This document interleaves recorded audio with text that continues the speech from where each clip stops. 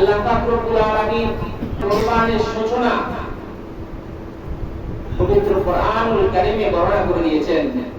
ওয়াতলু আলাইহিম নাবা বানি আদম বিল হক ইয ক্বাররাবা কুরবানাও ফাতুকবিলা মিন আহাদিহিমা ওয়া লাম ইউতাকাব্বাল মিনাল আখার قال لأقتلنك قال إنما يتقبل الله من المتقين الله পাক রব্বুল আলামিন নবী মুহাম্মদ রাসূলুল্লাহ সাল্লাল্লাহু আলাইহি ওয়াসাল্লাম কে সম্বোধন করে বলেছেন, হে আমার নবী, আপনি আপনার উম্মতদেরকে আদমের দুই পুত্র হাবিল এবং কাবিলের কুরবানির কথা বৃত্তান্ত যথাযথভাবে তাদেরকে আপনি শোনান।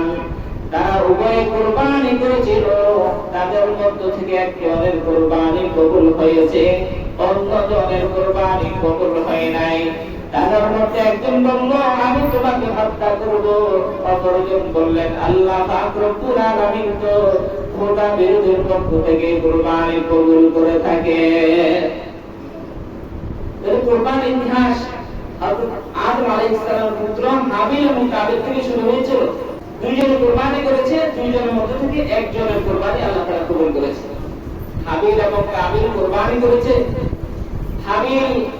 হাবিলের কুরবানি আল্লাহ তাআলা কবুল করেছেন, কাবিলের কুরবানি আল্লাহ তাআলা কবুল করে নাই। কাবিলের কুরবানি যখন আল্লাহ তাআলা কবুল করে নাই, কাবিল বললেন, আমি তোমাকে হত্যা করব।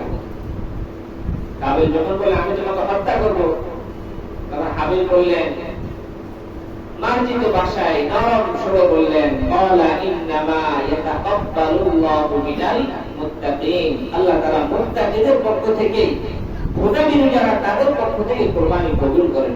সুবহানাল্লাহ।